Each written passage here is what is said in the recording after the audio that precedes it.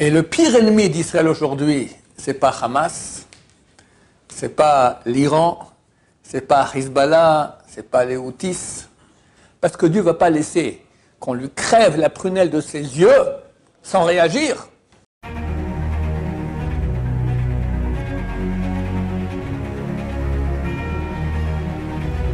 Ce jour dédié pour la Refoua Shema, la guérison complète et rapide et totale de Ora Aviva Bat Michal Bezrat Hashem. Ça fait quelque temps que je vais parler sur l'actualité, parce qu'on attendait que les négociations entre l'Iran et l'Amérique capotent. Ça a capoté, Baruch Hashem. Le ministre des Affaires étrangères iranien a dit il y a 2-3 jours qu'ils continueront à enrichir l'uranium, qu'il y ait négociation ou qu'il n'y ait pas négociation. Parallèlement, avant-hier, CNN annonce au nom des renseignements américains qu'Israël se prépare à une attaque sur l'Iran. Donc les choses avancent. Et comme je répétais N fois ici, face à la caméra, d'accord, c'est écrit dans le texte que juste avant que ma chère vienne, l'Iran tombe dans les mains de Edom. Edom, c'est l'Occident. Donc vraisemblablement, ce n'est pas que Israël qui va attaquer l'Iran, il y aura certainement une aide américaine. Et voilà, donc nous prenons que Moshiach, il arrive très très bientôt. Ça va de pair avec l'attaque sur Gaza et le grand tollé général dans le monde entier. Il n'existe pas d'armée au monde qui fait plus attention aux civils que l'armée israélienne. Ça n'existe pas dans toute l'histoire, d'accord? Mais bon, les Arabes doivent bien faire de la contre-publicité et ils sont très forts là-dedans. Et donc le monde entier nous attaque, comme d'habitude, c'est pas nouveau, ça fait 3300 ans que c'est le cas. Depuis que la Torah est donnée au mont Sinaï. Sinaï vient du mot Sina, qui signifie haine. Au début, la montagne s'appelait le mont Chorev. Ça a été surnommé Sinaï parce que dès ce jour-là, la haine des peuples est contre nous. Bon, on le voit très clairement. Donc, cette attaque à Gaza, il y a un très très vieux sage ici à Jérusalem, Kawach HaKodesh, il a l'Esprit Saint, il voit des choses que le commandement mental ne voit pas. Il s'appelle le Rav Scheinberger. C'est un élève du Baal HaSulam. Baal HaSulam, c'était un des grands kabbalistes qui a fait un très grand commentaire sur le Zohar. Il a dit déjà, il y a plus d'1 an, il a dit qu'Israël doit détruire Hezbollah au Liban, Hamas à Gaza, parce que c'est Amalek.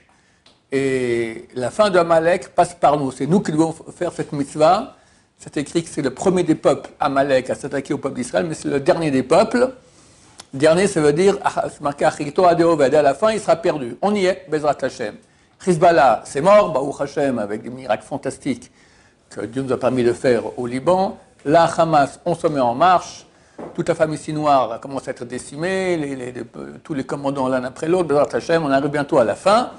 Et le feu d'artifice, ça va être avec l'Iran, qui, à mon avis, sont aussi à Malek, comme je répétais souvent ici, devant la caméra. Je ne vais pas refaire toute la démonstration. Donc, on arrive à la fin. Bezrat Hashem. Quand ça sera, j'ignore, je ne sais pas. Il y a un Zohar qui dit que la Géoula sera à Shavuot, c'est donc dans moins de 2 semaines. Mais il y a un Zohar qui dit aussi que ce sera à Pessah, il y a un autre Zohar qui dit que ce sera à Rosh Hashanah, donc on a le choix, personne ne garantit rien. Ce sont des options possibles. Mais ça peut aller très très vite, très très vite. Il y a aussi une menace de guerre mondiale avec Poutine. Donc la France en premier avec d'autres pays d'Europe veulent envoyer des soldats contre Poutine. Poutine a dit je ne sais pas si j'hésiterai à appuyer sur le bouton. Moi je vous dis qu'il n'hésitera pas. Les textes disent, Zacharie chapitre 13 disent que 2 tiers du monde vont disparaître. Ça peut correspondre, j'espère que pas, parce que c'est tout simplement une histoire d'orgueil.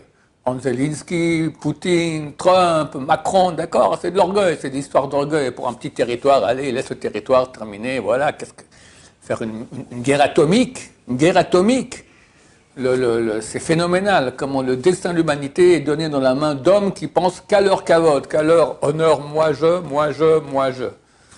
et la Russie, moi et l'Ukraine, moi et la France, d'accord, etc. Bande de tarés. Voilà. 2 tiers de l'humanité, ça fait quand même pas mal beaucoup. Hein. J'espère qu'on n'arrivera pas à cette option-là.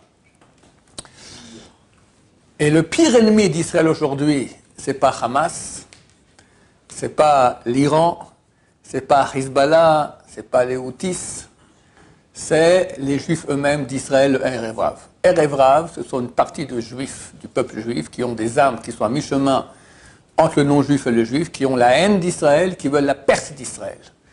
Parmi eux, des gens qui se permettent de critiquer l'attaque d'Israël au Liban en disant que c'est un crime de guerre, alors que, comme je dis, il n'y a pas d'armée au monde qui fait plus attention à ne pas tuer des civils que celle d'Israël. Il n'y en a pas au monde, d'accord? Ils envoient des messages avant, attention, on va attaquer, etc. Partez, ils envoient des tracts, ils font des téléphones privés. Des millions de téléphones ont été faits durant cette guerre-là à des civils de Gaza pour leur dire « dégagez, on va attaquer ».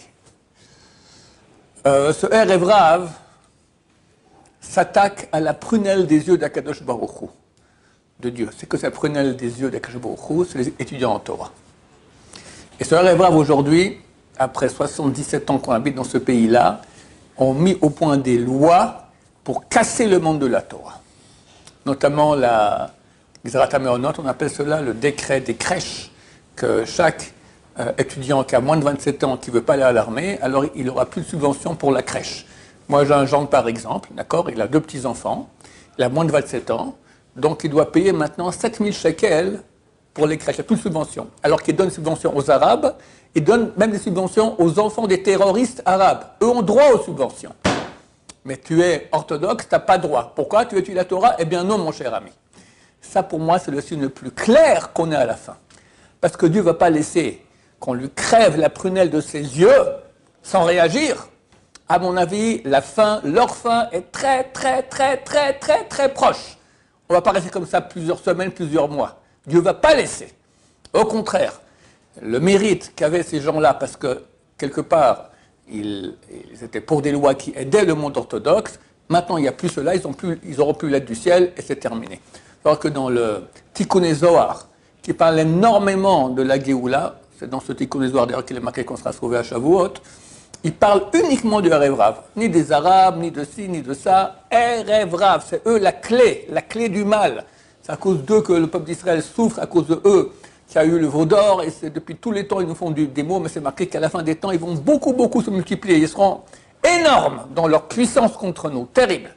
Et Dieu ne va pas laisser, pour moi c'est un signe clair que la fin est très très proche. Bezrat Hashem, on espère avec beaucoup de miséricorde. Nous, on doit se préparer maintenant, prier à Dieu que ça vienne rapidement, que ça vienne sans effusion de sang, sans souffrance, sans peur même. Bezrat Hashem, très bientôt la Géoula, Amen ve Amen.